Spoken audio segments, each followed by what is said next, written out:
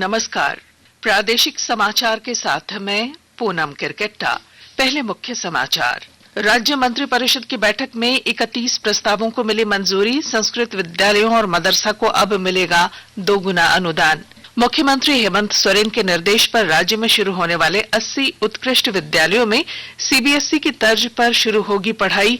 शिक्षा परियोजना परिषद ने पूरी की तैयारी। G20 कार्य समूह की पहली बैठक के पूर्ण सत्र में जनजातीय कार्य मंत्री अर्जुन मुंडा ने सभी के लिए न्यायपूर्ण और समान विकास की आवश्यकता पर दिया बल। और मुख्य सचिव सुखदेव सिंह ने कहा, प्रशासनिक सेवा में अधिकारियों का क्षमता निर्माण जरूरी। कार्यशैली और प्रणाली में सुधार के लिए राज्य सरकार देगी विशेष प्रशिक्षण। और अब समाचार विस्तार से। मुख्यमंत्री हेमंत सोरेन की अध्यक्षता में आज हुई मंत्रिपरिषद की बैठक में 31 प्रस्तावों को मंजूरी दी गई। कैबिनेट विभाग की प्रधान सचिव वंदना डाडेल ने बताया कि राज्य के 46 वित्त रहित मदरसा और 33 संस्कृत विद्यालयों को अब 2 गुना अनुदान दिया जाएगा। इससे करीब 2000 शिक्षकों और कर्मचारियों को लाभ होगा। इसके अलावा न्यायिक पदाधिकारियों के वेतन पुनरीक्षण और बाल विकास परियोजना पदाधिकारी सीधी नियुक्ति परीक्षा नियमों में संशोधन को भी स्वीकृति प्रदान की गई है। साथ ही प्रवासी मजदूरों की सामान्य मृत्यु के मामले में शव लाने के लिए तत्काल 25,000 रुपए प्रदान करने के प्रस्ताव पर भी मंत्रिपरिषद ने अपनी स्वीकृति दी। मुख्यमंत्री हेमंत सोरेन के निर्देश पर राज्य में शुरू होने वाले 80 उत्कृष्ट विद्यालयों में केंद्रीय माध्यमिक शिक्षा बोर्ड सीबीएसई की तर्ज पर शैक्षणिक सत्र 2023-24 से पढ़ाई शुरू कर दी जाएगी।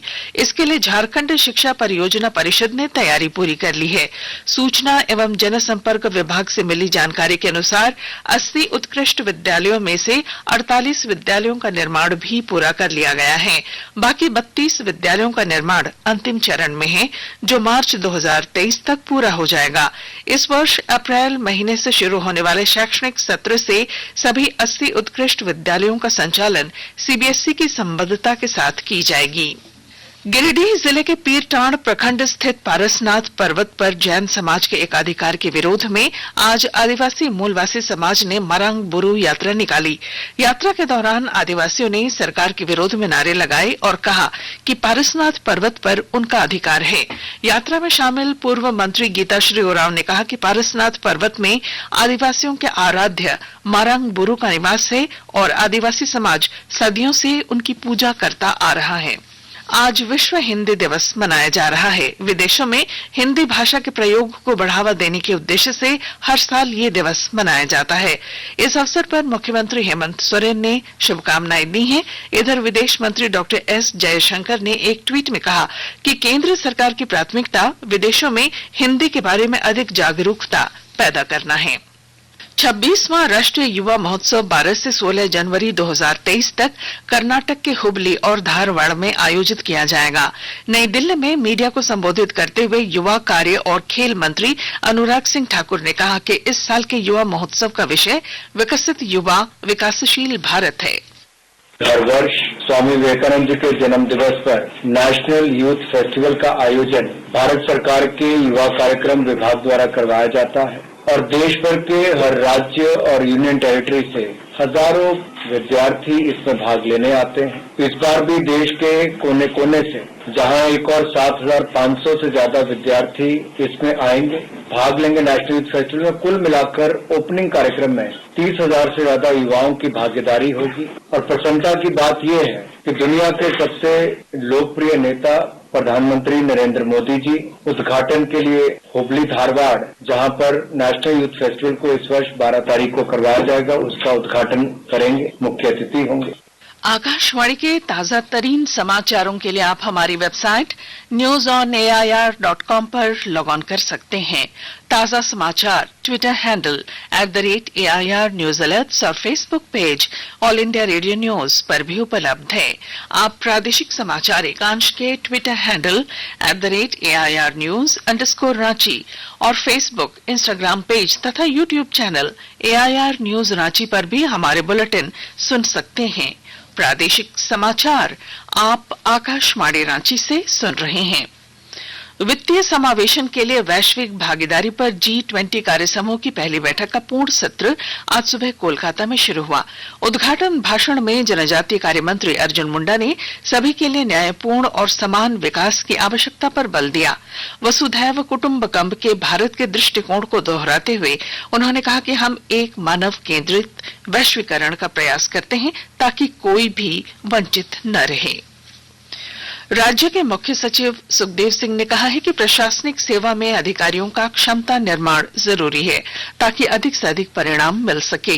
श्री सिंह आज रांची स्थित प्रोजेक्ट भवन में कैपेसिटी बिल्डिंग कमीशन के सहयोग से कार्मिक विभाग द्वारा आयोजित एक कार्यशाला को संबोधित कर रहे थे। इस अवसर पर कार्मिक विभाग की प्रधान सचिव वंदना डाडेल समेत विभिन्न विभागों के प्रधान सचिव और सचिव उपस्थित थे।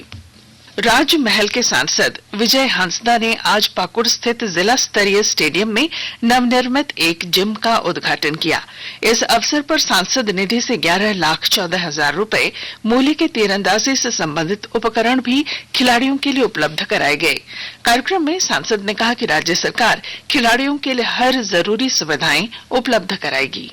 11,14,000 का इक्विपमेंट यहाँ दिया गया एक्सरसाइज के लिए और मुझे लगता है कि इसका लाभ सब आप लोग जो है उठाएं, आनंद लें। और अपने निधि से मैंने यहाँ पे आर्चरी के लिए बो और एरो का यहाँ व्यवस्था किया गया है। खिलाड़ी जितने इसमें इच्छुक है आकर के इसका उपयोग करें, जितना उपयोग करेंगे उतना बढ़िया। और भी आगे व्यवस्था और एक और स्टेडियम में हम लोग आज इसका कार्य करने वाले हैं आपका इक्विपमेंट्स का, और रानी ज्योतिर्मय स्टेडियम में भी आकर के हम चाहेंगे कि हेल्थ बेनिफिट्स बढ़ाने के लिए सबको जानकारी देने के लिए आइए, आप लोग इसका इस्तेमाल कीजिए। आप लोग के लिए बड़ा सेट पाकुड़ के लिए यहाँ पे आज दिया गया है, चाहेंगे कि सब लोग आकर के इसका उपयोग करें।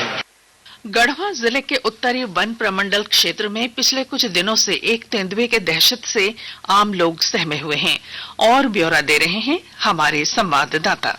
गढ़वा जिले के दक्षिणी वन क्षेत्र में पिछले एक महीने से एक आदमखोर तेंदुआ आतंक का पर्याय बना हुआ है। तेंदुए के इस आतंक से निजात दिलाने के लिए वन विभाग ने हैदराबाद के शूटर नवाब शफकत अली खान की टीम को बुलाया है। नवाब शफकत अली खान की 7 सदस्यीय टीम स्थानीय ग्रामीणों की मदद से गुरुवार से ही ट्रैंक्विलाइज गन की मदद से उसे बेहोश करने के लिए लगातार सर्च अभियान चला रहे हैं। तेंदुआ के लोकेशन की जानकारी के लिए और उसे कैद करने के लिए वन विभाग द्वारा संभावित क्षेत्रों में अलग अलग 50 से अधिक ट्रैपिंग कैमरे लगाए गए हैं। साथ ही कई जगह पर केज भी लगाए गए हैं। विनोद कुमार पाठक, आकाशवाणी समाचार, गढ़वा। पलामू जिले के विभिन्न गांवों में 14-15 जनवरी को जिला विधिक सेवा प्राधिकार और जिला प्रशासन के सहयोग से सघन जागरूकता अभियान चलाया जाएगा।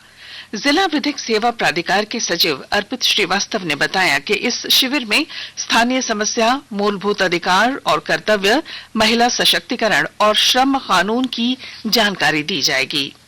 पलामू जिले से पुलिस ने प्रतिबंधित नक्सली संगठन तृतीय प्रस्तुति कमेटी के एक एरिया कमांडर समेत 5 नक्सलियों को गिरफ्तार किया है। जिले के पुलिस अधीक्षक चंदन कुमार सिन्हा ने आज एक संवाददाता सम्मेलन में बताया कि गिरफ्तार नक्सलियों के पास से 2 हथियार, 4 गोलियां, मोबाइल फोन, डायरी और नक्सली पर्चे बरामद किए गए हैं। नक्सलियों का ये दस्ता झारखंड बिहार के सीमावर्ती इलाकों में सक्रिय था। रामगढ़ जिले में पुलिस ने मोटरसाइकिल चुराने वाले 8 चोरों को गिरफ्तार किया है। पुलिस उपाधीक्षक किशोर कुमार रजक ने आज बताया कि इन चोरों की निशानदेही पर 13 मोटरसाइकिलें बरामद की गई हैं। और अब बुलेटिन के आखिर में मुख्य समाचार एक बार फिर। राज्य मंत्रिपरिषद की बैठक में 31 प्रस्तावों को मिली मंजूरी। संस्कृत विद्यालयों और मदरसा को अब मिलेगा 2 गुना अनुदान। मुख्यमंत्री हेमंत सोरेन के निर्देश पर राज्य में शुरू होने वाले 80 उत्कृष्ट विद्यालयों में सीबीएसई की तर्ज पर शुरू होगी पढ़ाई। शिक्षा परियोजना परिषद ने पूरी की तैयारी। G20 कार्यसमूह की पहली बैठक के पूर्ण सत्र में जनजातीय कार्य मंत्री अर्जुन मुंडा ने सभी के लिए न्यायपूर्ण और समान विकास की आवश्यकता पर बल दिया। और मुख्य सचिव सुखदेव सिंह ने कहा, प्रशासनिक सेवा में अधिकारियों का क्षमता निर्माण जरूरी, कार्यशैली और प्रणाली में सुधार के लिए राज्य सरकार देगी विशेष प्रशिक्षण। और इसके साथ ही आकाशवाणी रांची से प्रादेशिक समाचार का ये बुलेटिन समाप्त हुआ। नमस्कार।